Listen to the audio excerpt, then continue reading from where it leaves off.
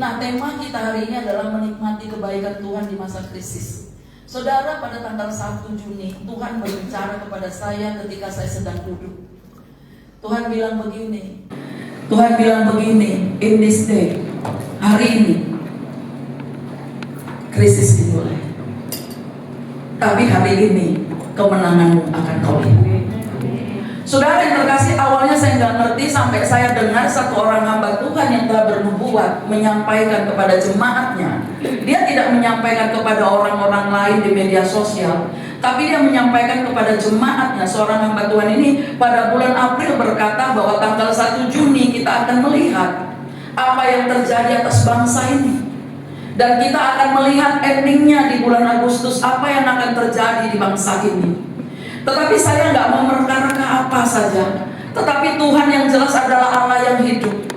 Ketika tiba-tiba Tuhan memberkati saya, waktu itu ada seorang anak rohani yang sudah lama nggak pernah kedengeran kabarnya, saudara. Dan ketika saya nggak pernah mikir dia, udah lama cuma berteman di Facebook, udah kehilangan kontak. Tapi puji Tuhan masih berteman di Facebook, tiba-tiba menyapa saya tepat pada tanggal 4 kalau nggak salah. Itu tanggal 12 itu berkata begini, "Shalom Mami, apa kabar?" Ternyata dia waktu menyapa saya di jam 10, saya itu baru lihat di pukul 2 siang. Karena saya jarang sekali buka-buka begitu. Saya kalau sudah posting sesuatu ya sudah, saya tinggalin aja. Nah, saudara, apa yang terjadi ketika saya tanya, "Ada apa Mike? Tumben ingat Mami." Lalu dia bilang, "Papi Mami apa kabar di sana? Kangen loh dengan pelayanannya, kangen ketemu Papi Mami." Saya bilang, "Papi Mami baik, sehat, puji Tuhan, tidak kekurangan satu apapun." Lantas dia mengatakan, "Saya mau memberkati Mami." Saudara, akhirnya saya bilang, "Ayo kita lanjut ke WA." Nah, di sini saya tahu ketika tanggal 1 Juni itu tepat Tuhan berbicara, maka Tuhan akan menunjukkan caranya untuk menyatakan kuasanya kepada saudara dan saya. Dan pada saat itu apa yang terjadi? Dia transfer sejumlah uang gak banyak, saudara. Tetapi ini membuat hati saya bersuka cita. Mengapa? Ketika saya terima, saat itu hati saya ngomong begini, Tuhan ingat saya. Dan ternyata Tuhan ingat saya. Saya mau katakan kepada saudara, Tuhan ingat saudara. Saudara yang terkasih, kita sedang masuk di satu gelombang yang besar. Ketika Bapak Gembala sedang berdoa untuk 2 orang yang berjemaat di tempat ini, waktu dia serius berdoa, saya melihat dia seperti masuk di dalam satu pusaran air. Dan dia berperkara dengan Tuhan. Dan waktu dia menyebutkan nama demi nama 2 orang ini, saya merasakan ada satu gentaran-gentaran, ada satu gerakan-gerakan yang membuat saya itu terbangun, saudara. Dan waktu alam roh saya melihat Bapak Gembala masuk di satu pusaran air, berjuang di dalam rohnya untuk membela anak-anaknya. Saudara yang terkasih, seorang hamba Tuhan bukanlah hamba Tuhan kalau dia nggak suka berdoa. Dan pada saat itu saya merasakan kengerian. Ini apa maksudnya? Sampai saya diam saja. Nah, saudara, ketika kita sekarang ini sedang mendengar atau merasakan ada orang ngomong bahwa kengerian, kegentaran sedang terjadi, bohong kalau saudara pun gak gentar. Saudara pasti ketika mengalami tekanan, masalah, saudara bisa depresi. Saudara bisa punya keputusan-keputusan. Tetapi ada 2 hal yang saya mau katakan. Ketika kita sedang menghadapi masalah, krisis atau apapun dalam kehidupan kita, kita bisa memiliki 2 hal. Saudara terburuk, menyerah, atau bangkit menjadi pribadi yang lebih kuat. Saudara yang terkasih, ada banyak orang sudah nggak peduli dengan imannya. Ada banyak orang udah nggak peduli dengan kerohaniannya. Dia boleh ibadah, ya sudah ibadahlah karena hari Minggu. Tapi saudara, apabila saudara anak-anak Tuhan yang memang mempercayakan hidup kepada Tuhan, saudara harus melihat jauh ke depan. Sebenarnya saudara itu sudah pedulikah dengan kerohanian saudara? Hari-hari ini saya mau katakan kepada saudara dan mengingatkan kembali, ketika kita senang dengan berkat, senang dengan segala sesuatu. Tadi waktu pertama kali kita nyembah Tuhan, itu Roh Allah terus berbicara kepada saya. Roh Allah itu menggoda saya lebih dalam lagi, untuk saya tergila-gila dan saya nyembah secara luar biasa. Dan saya dengar bilang begini, kamu gak usah cari-cari lagi, aku ada di sini. Waktu dia ngomong begitu, saya makin bergairah, saudara. Dan saya buka mata, saya lihat para worshiper begitu dahsyat. Saya melihat hujan rintik-rintik turun di antara kepala mereka. Dan saya mulai katakan, Tuhan, ini Engkau. Saya mulai foto penari-penari. Tuhan bilang, stop, jangan foto lagi. Aku sedang bersama mereka. Saya terduduk, saya di situ terduduk. Saya tampar, tapi saya coba mau buka lagi. Tuhan katakan, aku sedang bersama mereka. Saudara yang terkasih, saya ingat ketika hari Sabtu yang lalu, di doa yang pagi maupun di doa puasa, saya sampaikan kepada semua yang datang bahwa hari-hari ini adalah hari-hari kekentalan kita dengan Tuhan. Hari di mana kita sama sekali nggak lagi mikir yang lain. Tadi pagi-pagi Tuhan bilang gini, nggak usah lagi pikirkan apa yang nggak kekal. Yang kekal itu kamu pikirkan. Waktu saya ngomong pada James, saya bilang begini, sempit ya kamarnya karena suntuk. Dia bilang, stop ya beli-beli barang-barang. Hari-hari terakhir Mami. Kemudian dia bilang sama saya bilang, iyalah nanti saya rapiin, nanti saya buat lemari yang lebih tinggi supaya nampak indah dan cantik. Dia bilang gini, sudah pikirkan Tuhan. Sudah gak sempat lagi. Mami gak akan pernah punya cita-cita yang lain kecuali cuma satu, bersama Tuhan. Saya mau katakan kepada jemaat, sudah gak usah sakit-sakit hati lagi. Amin. Sudah gak usah sensitif lagi. Sekarang saatnya bangun hubunganmu dengan Tuhan, bangun keluargamu dengan Tuhan, bangun pekerjaanmu dengan Tuhan. Udah gak sempat lagi ngurusin hatimu. Nanti kelamaan kamu tertinggal. Hatimu jadikan bencana yang baik di hadapan Tuhan. Dan firman Tuhan berkata begini, apa saudara? Jaga, cukup jaga hatimu. Gak usah pusingin apa-apa lagi. Tetapi kata Tuhan apa? Mari fokus kepadaku. Saudara, untuk menikmati janji Tuhan, ya, menikmati kebaikan Tuhan di dalam krisis, di masa krisis. Kalau 2 minggu lalu kita sudah dengar bagaimana kita orang-orang yang di padang gurun akan menjadi kebun buah-buahan. Kemarin di doa puasa seorang pendoa itu dapat firman Tuhan di dalam Yesaya pasal berapa ya? Saya lupa itu. 29, tolong dulu. Ini penting ya. Ini jawaban doa, saudara. Ini jawaban doa. Itu Ina Ellen ya sampaikan kemarin, Yesaya 29. Di ayatnya yang paling ini, yang sudah cukup, sudah saatnya padang gurunku menjadi kebun buah-buahan. Ayat berapa itu? 17. Baik. Yuk lihat ya. Sudah cukup, amin. Sudah cukup sungut-sungutmu, sudah cukup sakit hati, sudah cukup mau jalan-jalan, jajan-jajan gereja sana sini, cukup sudah. Nanti kamu tinggalan, amin. Yang ada sekarang harus apa? Bertobat. Ini dia, sama-sama kita baca 2, 3 ya. Bukankah hanya sedikit waktu lagi Libanon akan berubah menjadi kebun buah-buahan, dan kebun buah-buahan itu akan dianggap saudara, sedikit waktu lagi kamu ini akan menikmati kebun buah-buahan. Makanya jangan keluyuran menjadikan kamu gak punya iman, karena kamu bingung mana yang akan kamu dengar. Amin. Bukankah hanya sedikit waktu lagi Libanon akan apa? Berbuah, buahnya lebat. Jangan lihat supaya kamu sempat berbuah. Coba kalau punya pohon tomat, sebentar kamu cabut, tanam di sini. Kamu cabut lagi, tanam di sana. Kamu cabut lagi, tanam di sini. Mati pohon tomatmu, nggak sempat nafas. Amin. Lihat kanan kirinya. Ayo bertobat. Ayo bertobat. Amin. Sama-sama kita bertobat. Mari kita lihat sama-sama ya. Matius 16 ayat 24 sampai 27. Matius 16 24 27 saudara. Ini saya mulai dari sini. Matius 16 ayat 24 sampai 27. Demikian firman Tuhan. Lalu Yesus berkata kepada murid-muridnya, setiap orang yang mau mengikut aku. Saudara mau ikut Yesus? Dengarkan firman ini. Dia katakan, setiap orang yang mau mengikut aku, ia harus menyangkal dirinya, memikul salibnya, dan mengikut aku. Karena barang siapa mau menyelamatkan nyawanya, ia akan kehilangan nyawanya.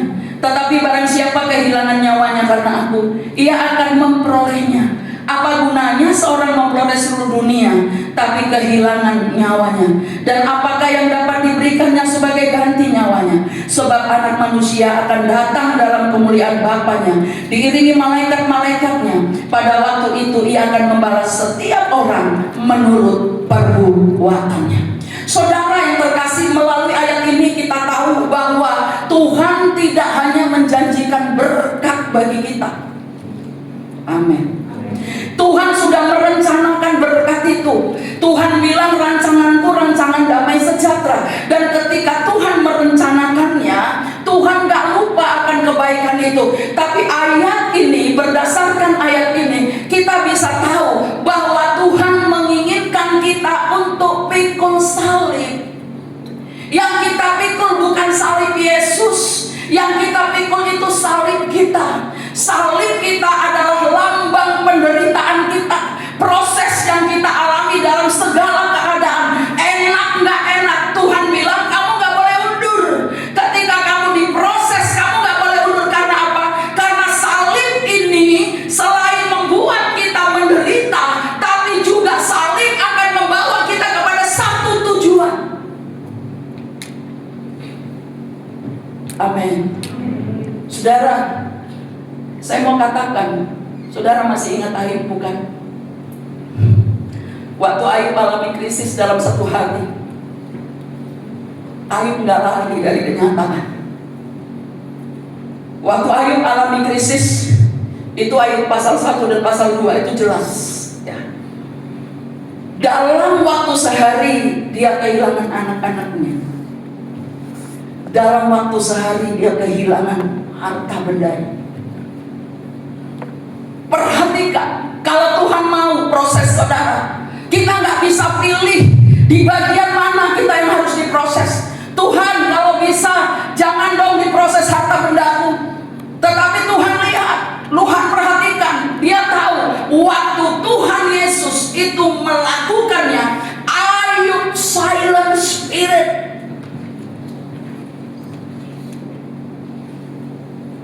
Perhatikan dalam sehari, saudara, dalam sehari, pada hari itu dia kehilangan anak-anaknya dan hartanya sekaligus. Apa yang terjadi? Ini adalah satu krisis yang ekstrim banget. Kita belum kehilangan anak, belum kehilangan harta, mungkin cuma kehilangan handphone, tapi kita udah gak bisa tidur, saudara. Saudara, Ayub 1 ayat 20 dan 22. Apa yang dilakukan Ayub?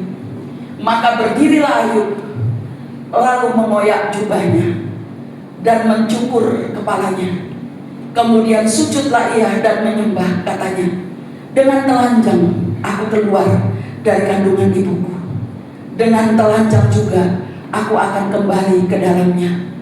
Tuhan yang memberi, Tuhan yang mengambil, terpujilah nama. Alkitab gak bilang Ayub stres, gila, lari-lari, jerit-jerit, nangis-nangis. Alkitab gak ngomong gitu. Alkitab kita dengan jujur berkata, dia berdiri mengoyakkan jubahnya, mencukur kepalanya, kemudian sujud menyembah dan ngomong begini, Tuhan yang punya, yang memberi, Tuhan yang ambil, terpujilah nama Tuhan. Dulu gak punya uang bisa nyembah Tuhan, punya uang kok stres.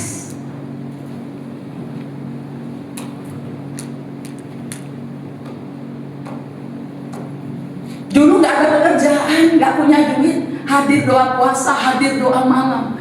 Punya uang gak bisa hadir berarti bukan dari Tuhan, itu dari setan. Tinggali, buang, jangan kamu yang dibuang, kamu yang buang. Pasti pada bilang begini, janganlah, gak bisa. Bisa, saya bisa buang kamu. Saya gak takut kehilangan kamu, buang. Yesus angkat bebanku, buang ke laut.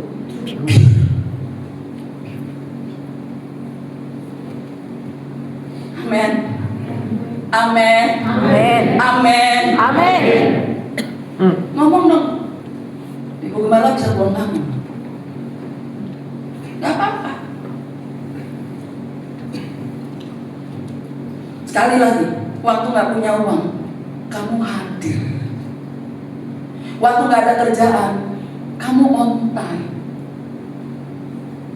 Waktu gak bisa beli bedak, kamu tetap bersinar.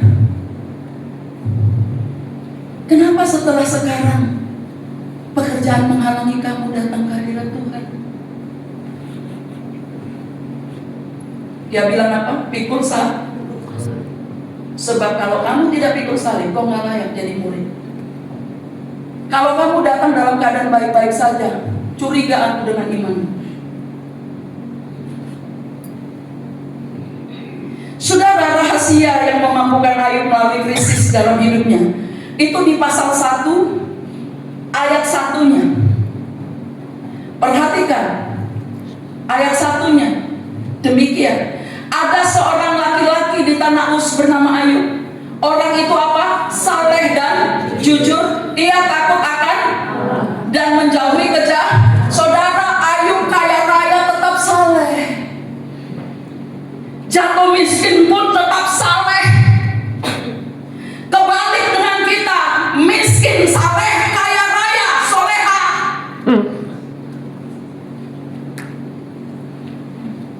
Miskin setia, tapi begitu punya uang kamu angkuh, kamu sombong, kamu lepatan orang, kamu gak bisa hargai orang. Kenapa? Setan sedang menguasai kamu.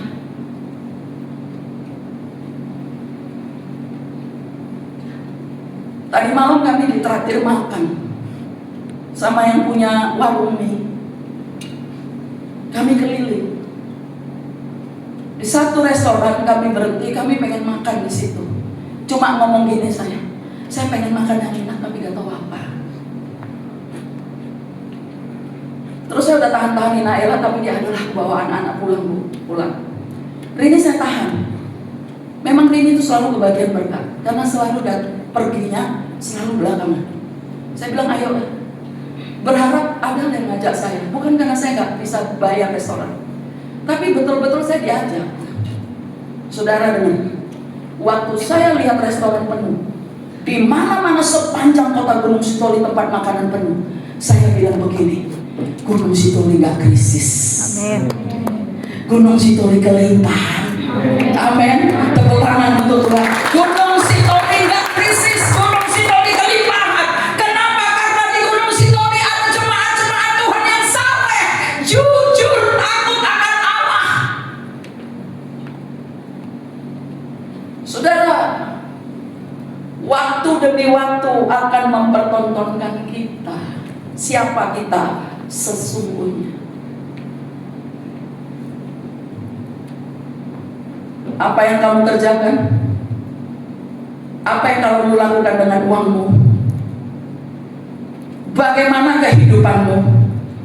Itu berbicara jauh lebih keras daripada omongan. Sekali lagi, apa yang kamu kerjakan? Apa yang kamu lakukan dengan uang? Apa yang kamu lakukan dengan waktu? Dan apa yang kamu kerjakan setiap hari? Itu berbicara dengan keras dan mengatakan siapa kamu di hadapan Tuhan, siapa kita di masyarakat, siapa kita sesungguhnya, daripada sekedar omongan. Saya tertarik ketika Bapak Gembala ngomong begini, kalau kamu cinta seseorang, apa yang kamu berikan, yang paling berharga kamu berikan kepada orang yang kamu cintai? Bapak Gembala bilang, waktu bukan? Saya nanya, siapa di sini cinta Tuhan? Boleh angkat tangannya. Enggak cinta Tuhan enggak apa-apa. Jujur, jujur, cinta Tuhan. Oh, nggak punya waktu sama Tuhan.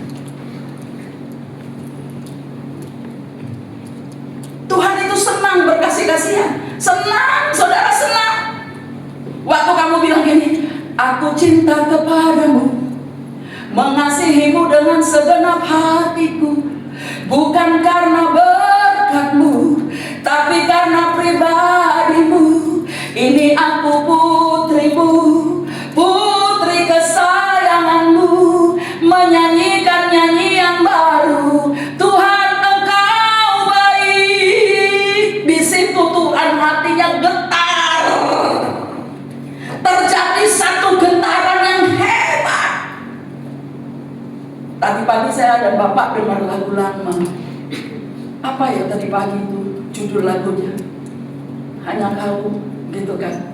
Kau yang ku sayang, Kau yang ku cinta. Yang nyanyi itu Charles Sutagaru zaman dulu.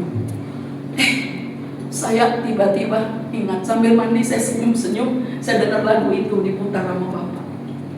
Dia bilang gini, Kau yang ku sayangi, Kau yang ku cintai, ku puja sepanjang waktu.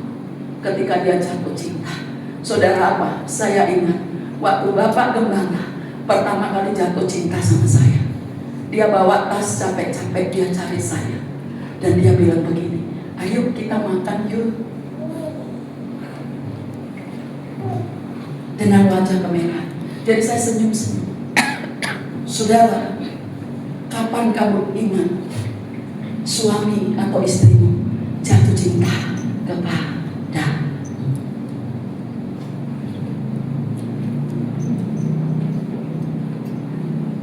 Semua perempuan kalau sedang dicintai merasa dia adalah kembang desa.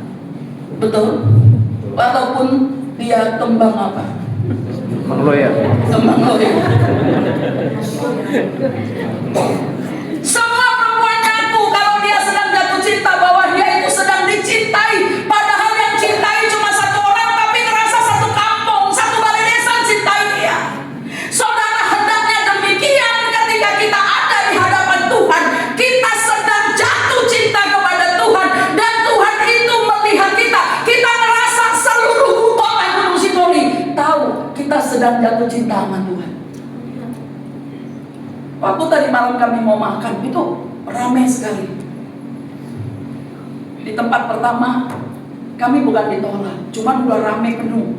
Ada prasmanan, ada kelompok-kelompok Chinese yang sedang makan di situ. Cuma dia bilang, Pak boleh di luar, nanti dilayani. Saya bilang udah panas kayak gini. Terus pindah ke satu tempat. Waktu makanan lagi enak-enaknya, pengen nambah.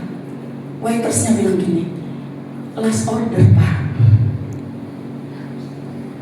Tahu saudara, ketika kamu mau nyembah Tuhan, Tuhan udah pergi. Ada ayatnya, ada. Kidung Agung bilang apa? Aku ketika Tuhan ingin temui, buka pintu, tangan penuh mur. Ya, Kidung Agung pas terima.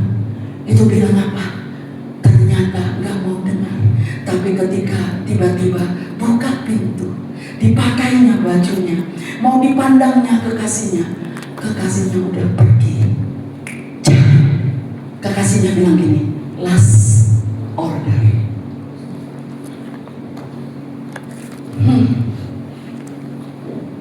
Saya tadi malam ini, bukan segala sesuatu saya rohani. Waduh, bagaimana kalau tiba-tiba kita sedang mau datang sama Tuhan, Tuhan bilang, last order, the end.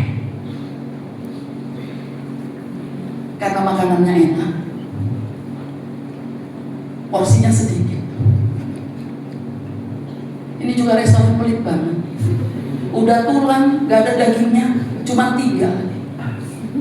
Pas mau digigit ketemu tulang, gak ada, cuma ketemu bumbunya. Enak saudara.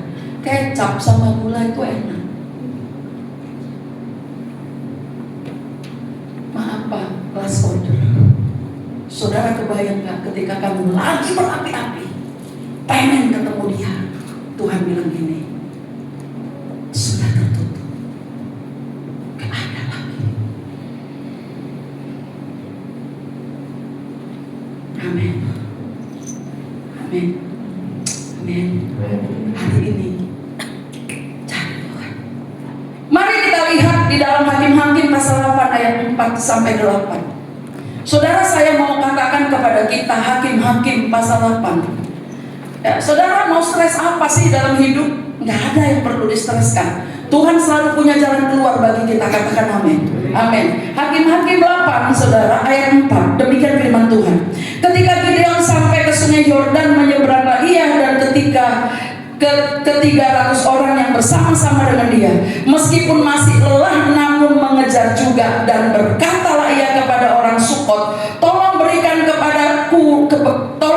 beberapa roti untuk rakyat yang mengikuti aku ini, sebab mereka telah lelah, dan aku sedang mengejar Zebah dan Salmuna, raja-raja Midian. Tetapi jawab para pemuka di Sukot itu, sudahkah Zebah dan Salmuna itu ada dalam tanganmu, sehingga kami harus memberikan roti kepada tentaramu? Lalu kata Gideon, kalau begitu, apabila Tuhan menyerahkan Zebah dan Salmuna ke dalam tanganku, aku akan menggaruk tubuhmu dengan duri, padang gurun, dan onak. Saudara yang terkasih, rahasia ketika kita menghadapi krisis, kenapa kita bisa mampu menghadapi krisis, saudara? Saudara meskipun gak punya pendanaan logistik, saudara tetap berapi-api, saudara tetap kerjakan apa yang menjadi tugas saudara. Saudara gak perlu kecewa. Logistik memang penting, makanan memang penting, saudara. Waktu saya bilang saya dapat berkat 2 juta, saya mau beli 1 juta itu beras, saya mau bagi kepada orang-orang, dan saya waktu beli, Rita bilang gini, Mami, harga beras naik tinggi. Biasa yang 100.000 5 kilo jadi 126. Saudara, apa yang akan saudara alami? Waktu itu saya bilang, oke, coba cari beras merek lain. Dia bilang yang merek lain sudah dimasukkan dalam ini, dan sekarang keadaannya betul-betul tidak ada, harganya mahal. Oke lah, kalau begitu beli dulu 4 atau 5 saja. Tapi begitu selesai ngomong, Tuhan ingatkan saya akan Nabi Elia. Tuhan bilang begini, apa yang paling mahal di negerimu? Apa yang paling mahal di keluargamu? Apa yang paling sulit dalam hidupmu? Itulah yang harus kamu tabur. Setuju? Ingat Elia? Di 1 Raja-Raja 18. Kita singkirkan dulu Hakim-Hakim. Waktu 1 Raja-Raja 18 itu berbicara tentang Elia. Waktu dia naik ke Gunung Karmel, dan di Gunung Karmel itu dia sedang menghadapi orang-orang percaya Tuhan yang sudah menyimpang, dan kemudian dia menghadapi juga 400 nabi-nabi palsu di situ. Apa yang terjadi, saudara? Di ayatnya yang ke-8. Jawab Elia kepadanya, benar. Pergilah katakan kepada tuanmu, Elia ada. Dengar, Elia nggak takut kepada Ahab yang sudah murtad, dan kepada Isabel. Ayat berikutnya 9. Tetapi jawab Obaja, apakah dosa yang telah kuperbuat, maka engkau hendak menyerahkan hambamu ini kepada Ahab, supaya aku dibunuhnya. Perhatikan, kadang-kala kita akan diperhadapkan dengan situasi yang benar-benar nggak bisa kita lalui, saudara. Dan di sini kita harus punya keputusan yang tepat. Dan ketika dia harus menghadapi nabi-nabi palsu itu, Elia tidak gentar, dan dia semakin mendekat kepada Tuhan dan mendekat kepada persoalan. Dengar baik, ketika persoalanmu di depan mata, kamu harus mendekat. Jangan lari. Di ayat berikutnya, waktu nabi-nabi itu sedang mau dibunuh, perhatikan di ayatnya yang terus naik lagi, ya. Waktu dia mau siram air 30 lah. 1 Raja-Raja 18:30. Mari jemaat Tuhan perhatikan baik-baik, ya. Nikmati ini, kenapa? Karena ini yang akan menuntun hidup kamu. Firman, ya. Kata Elia kepada seluruh rakyat itu, datanglah mendekat kepadaku, maka mendekatlah seluruh rakyat itu. Setelah mereka putus asa, setelah mereka depresi, dewanya nggak bisa dengar, Elia suruh mereka dekat untuk perhatikan, untuk lihat apa yang akan Elia lakukan. Di akhir zaman ini saudara harus berani tetap lakukan yang benar. Kebenaran harus dinyatakan, dan biar orang menonton saudara. Lihat apa yang terjadi di situ ayat berikutnya. Kemudian Elia mengambil apa? 12 batu menurut jumlah suku keturunan Yakub. Kepada Yakub ini telah datang firman Tuhan, engkau akan bernama Israel. Sekali lagi, ketetapan. Amin. Ketetapannya kita anak Tuhan. Amin. Ya, berikutnya, ia mendirikan batu-batu itu menjadi mezbah demi nama Tuhan, dan membuat satu paret sekeliling mezbah itu yang dapat memuat 2 sukat benih. Berikutnya, ia menyusun kayu api, memotong lembu itu dan menaruh potongan-potongannya di atas kayu api terus. Lanjut saja. Sesudah itu ia berkata, penuhilah 4 buyung dengan air, dan tuanglah ke atas korban bakaran dan ke atas kayu api itu. Kemudian katanya, buatlah begitu untuk kedua kalinya. Dan mereka berbuat begitu untuk kedua kalinya. Kemudian katanya, buatlah begitu untuk ketiga kalinya. Dan mereka berbuat begitu untuk ketiga kalinya. Perhatikan baik-baik. Waktu korban bakaran di atas altar, di atas mezbah, Elia mempersembahkan air. Saudara tahu, di 1 Raja-Raja 16 itu air sulit didapat, hujan tidak turun karena Elia bernubuat 3,5 tahun, kekeringan di mana-mana. Perhatikan, di atas gunung tidak ada air, tetapi orang harus ambil air ke bawah. Ada korban yang harus melakukannya, ada pekerjaan. Apa yang dilakukan? Yang pertama 3 kali, yang pertama 4 gayung, yang kedua 4 gayung, yang ketiga 4 gayung. Jumlahnya berapa? 12. Jangan salah itu. Elia 4 kali 3 sama dengan 2. Kenapa 3 kali? Kenapa harus 4 gayung? Ingat yang pertama, ketetapan Allah nggak bisa diubah. Apa yang terjadi waktu Tuhan ngomong begini, apa yang sedang sulit-sulitnya terjadi di negerimu, tabur. Tuhan perlihatkan saya beberapa orang, ajak orang ini tabur untuk menyelesaikan krisis pangan. Setidaknya bagi kota, bagi jemaat, bagi rumah tanggamu sendiri. Amin. Makanya ibu-ibu, bapak-bapak, para bendahara, jangan tahan persepuluhanmu. Itu parah kau. Masih persepuluhan aja kau gak rela, apalagi memberi yang lain. Ya, semalam saya bahas itu, Tuhan bukakan itu rahasia. Perhatikan sekali lagi, persepuluhanmu adalah pagar tembok. Jangan ubah persepuluhan jadi ucapan syukur, tapi ubah ratapanmu menjadi tarita. Ya, amin, amin saudara. Saya bilang sama Tuhan, ini banyak sekali orang yang mengubah ketetapan. Elia melakukannya. Apa yang terjadi? Maka korban bakarannya dilahap sama surga. Katakan amin. Ketika ketetapan Allah itu engkau berikan, ketetapan Allah gak bisa kau ubah. Seperti di kitab Maleakhi pasal 3 yang berkata begini, maka orang-orang akan melihat dan engkau pun akan melihat perbedaan antara engkau dengan orang-orang yang tidak menyembah Allah. Waktu saya ngomong ini sama Tuhan, krisis minggu lalu, saya bilang, aduh berapa ini persembahan untuk kasih imam musik pun gak ada. Tuhan ngomong gini kok sama saya, kamu jangan berhenti nabur. Satu, kedua, jangan berharap kepada persembahan, tapi berharap kepada tangan Tuhan. Dengar baik, ketika kita menjadi pelaku firman, pada saat itu Allah bekerja dan Dia berkata, ujilah aku, apakah aku tidak membuka tingkap langit. Tingkap langit tidak hanya berbicara tentang berkat uang, tidak hanya berbicara tentang pangkat dan pekerjaan, tapi berbicara tentang rumah tangga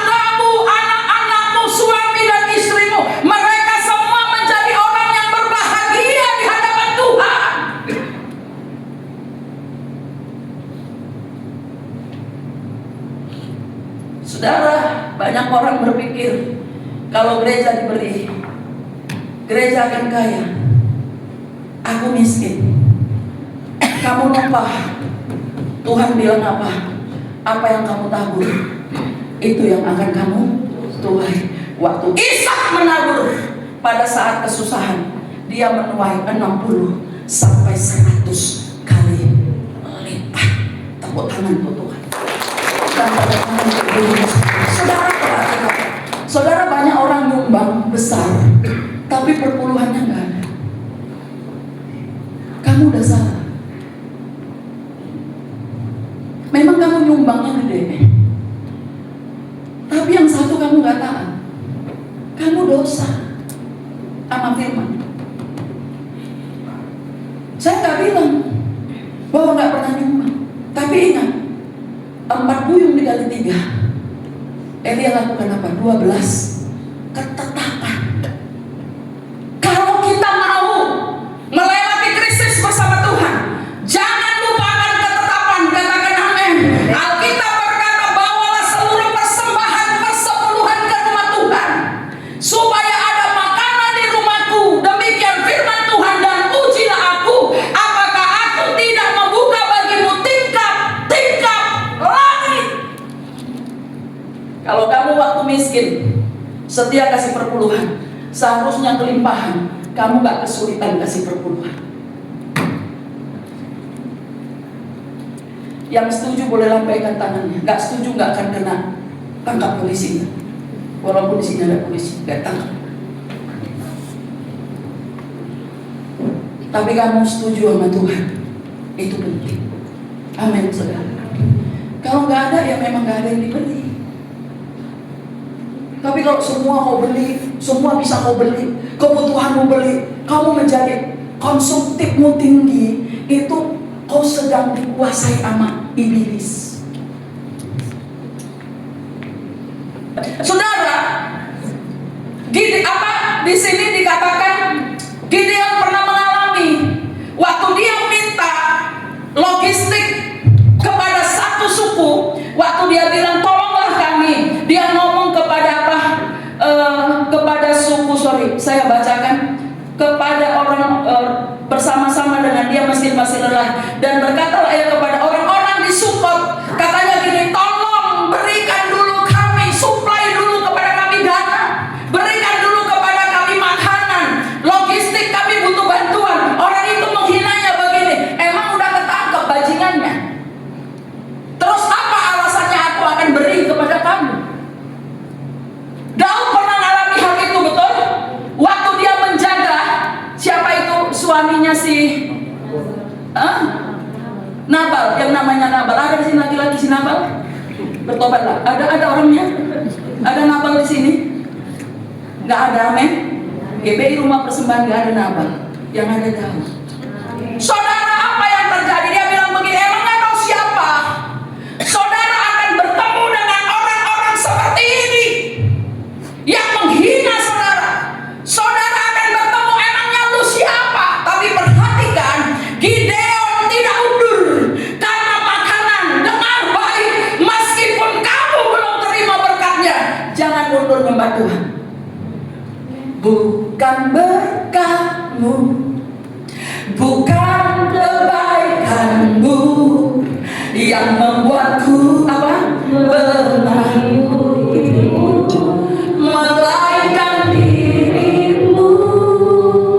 Sekalipun kau tak menjawab, ini orang Kristen dewasa, sekalipun kau lepaskanku,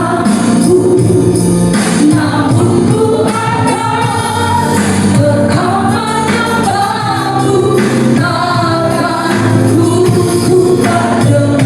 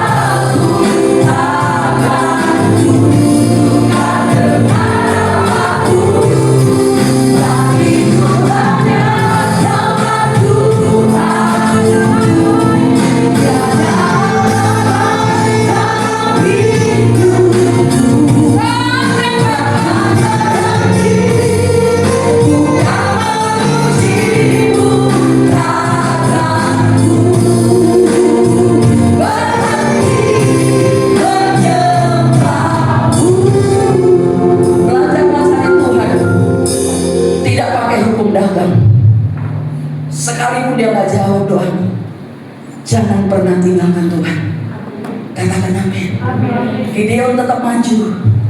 Gideon tetap sampai ke sungai Yordan. Gideon tetap melakukan kehendak Allah.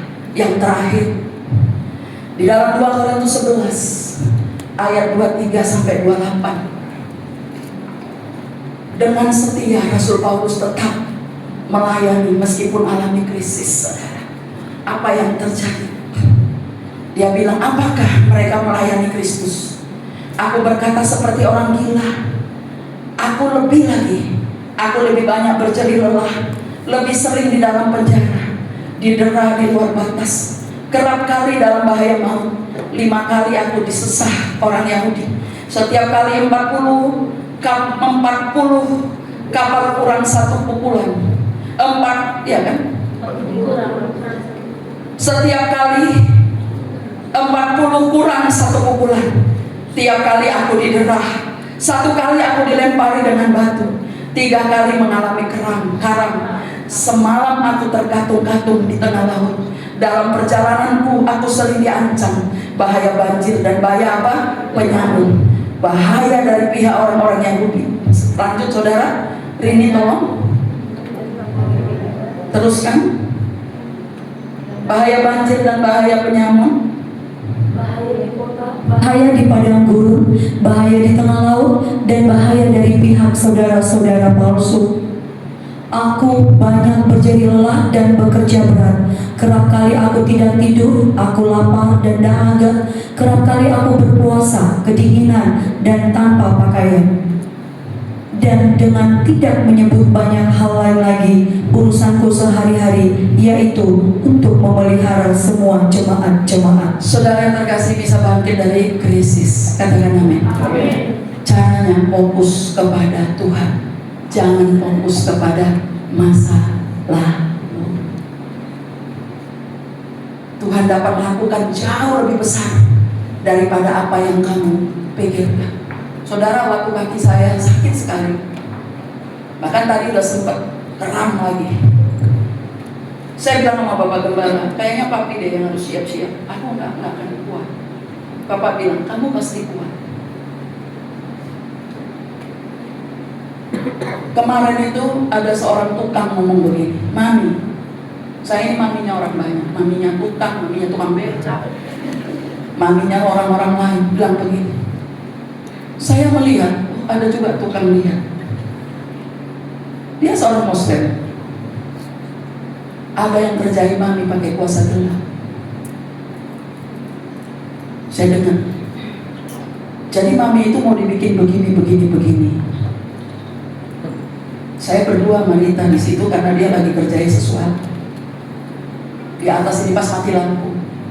Terus dia bilang gini, ayo mamiku ajak ke Ulora berobat.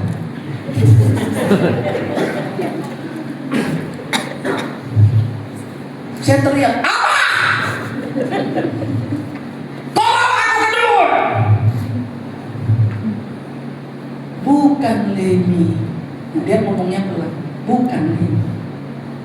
Karena aku lihat kaki mami itu dibikin orang.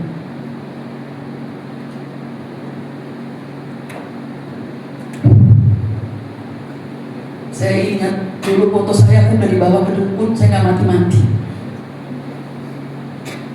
Terus saya bilang begini, kamu itu so tahu? Iya, aku sayang sama mami.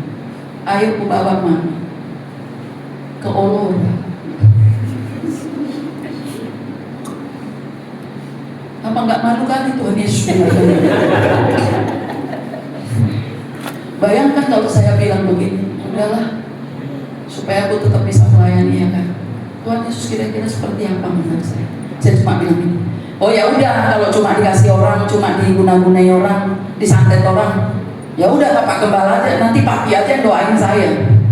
Penuh, terserah kamu. Dia bilang ada Tuhan. Terus Rita bilang begini, masa kau suruh mami ke dukun? Enggak ajak kau. Bukan dukun deh, orang pintar. Jadi aku bilang sama dia, aku lebih pintar dari dia. Karena ada roh Allah di dalamku. Dia malu, dia nggak jadi ngomong. Saudara, Rasul Paulus nyata-nyata menghadapi masalah besar. Betul?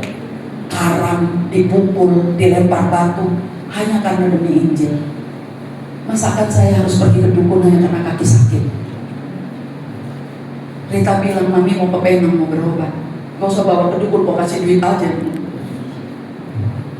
Dia bilang gak bisa itu sembuh kalau karena ini. Pasti akarnya tetap ada. Di dalam nama Tuhan Yesus, apa yang tidak ditanam oleh Bapa di surga, ku cabut sampai ke akar. Itu firman Tuhan. Tapi saya bilang, terima kasih kamu mengasihi saya. Jadi dengan baik-baik, ada dukun di orang-orang. Saudara, apa yang membuat hamba-hamba Tuhan di masa itu tidak pernah goyah? Yang pertama, dia tahu kekuatan Tuhan jauh lebih besar dari semua kekuatan yang ada dalam dunia ini. Katakan amin. Sebab roh yang ada pada kita jauh lebih besar daripada roh yang ada pada dunia ini. Amin. Maka di dalam nama Tuhan Yesus, roh perdukunan, santet, puasa kegelapan saat ini juga enyah dan terlempar ke laut. Saudara, yang kedua, jangan menyerah. Jangan cepat kali punya hati yang sumpah gitu. Dan jangan pernah berhenti bertanya sama Tuhan, dan jangan berhenti dibimbing. Saudara, ada banyak orang masuk gereja, tapi tidak semua mau jadi murid. Yang jadi murid cuma berapa di gereja ini? Sedikit sekali. Makanya saudara gampang ditelan oleh binatang buas di luar sana. Saudara cuma diajak ngomong ini, halah, gak usah gereja di situ, gak usah gini-gini. Kamu kan tahu tetet pengerjanya begini-begini. Kamu lemah, kenapa? Karena dasarmu tidak kokoh. Kamu tidak pernah mau dimuridkan. Saudara, yang ketiga, fokus, jangan salah fokus. Sekali lagi, jangan fokus sama kebutuhan. Jangan fokus kepada kebutuhan, tapi fokuslah kepada Tuhan yang ada di atas semua kebutuhan. Saudara memang butuh makan, pakaian, uang, semua kita butuh, tapi semua tanpa Tuhan gak ada gunanya. Ada berapa banyak orang murtad tanpa meninggalkan gereja? Banyak.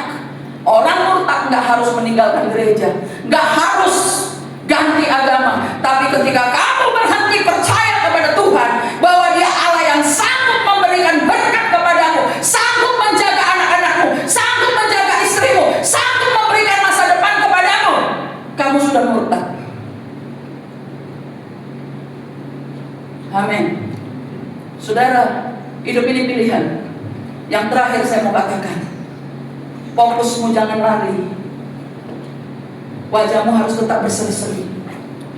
Meskipun sedang sakit kaki ini, tetap bisa menari, tetap bisa tertawa, bisa baik. Wajahmu gak perlu seperti wajah setan cemberut hanya karena kamu gak setuju sama firman. Ubah. Mulai sekarang pikirkan. Saudara tahu, ketika 10 pengintai dengan 2 pengintai dikirim oleh Musa, waktu mereka sudah tiba, hampir tiba di tanah Kanaan, di pinggiran itu, 10 pengintai melihat raksasa. Siapa raksasa? Orang enak. Siapa raksasanya lagi? Orang apa? Yebus. Yang 10 orang ini udah jelas-jelas lihat susu dan lihat anggur bertandan-tandan, bahkan 1 tandan anggur dibawa 2 orang. Bayangkan, biasanya pisang bisa dibawa 2 orang. Bayangkan anggur yang kita beli sehibrid 100.000 lebih itu digotong berdua. Itu janji Allah, tandan anggur yang hebat. Tapi yang 10 orang ini bilang begini, tapi kita ini seperti belalang, kecil kita. Itu orang yang murtad. Masalahmu jauh lebih besar daripada Tuhan. Tapi kalau dan Yosua bilang begini, tidak.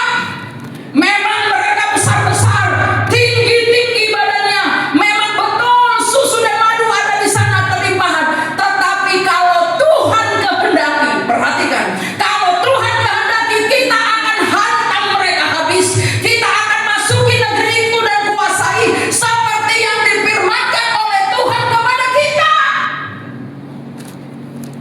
10 dan 2 orang, perbandingan yang sangat-sangat tidak seimbang.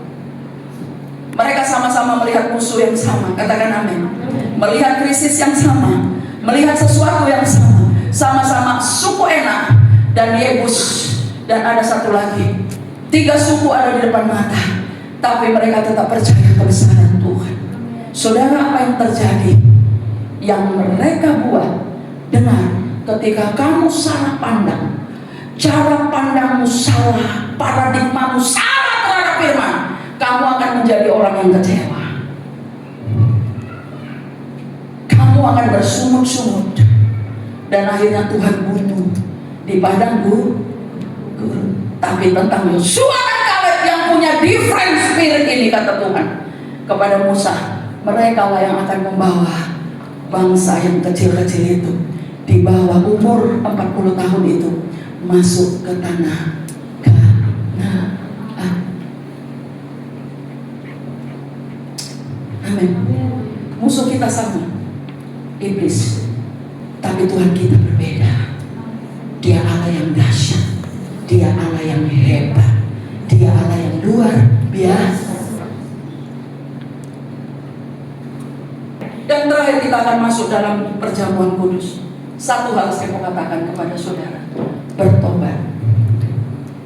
Jangan sombong, jangan angkuh. Di atas langit ada langit. Kita naik pesawat di atas langit, bukan? Tapi waktu lihat dari atas ada langit, masih ada langit. Jangan uang, jabatan menjadikan kau gak injak bumi. Kamu harus tetap kembali ke bumi. Amin. Sejauh apapun kamu terbang, pulanglah ke rumah. Yaitu rumah siapa? Rumah Tuhan. Mari lihat kiri kananmu, bilang tetap pulang ke rumah.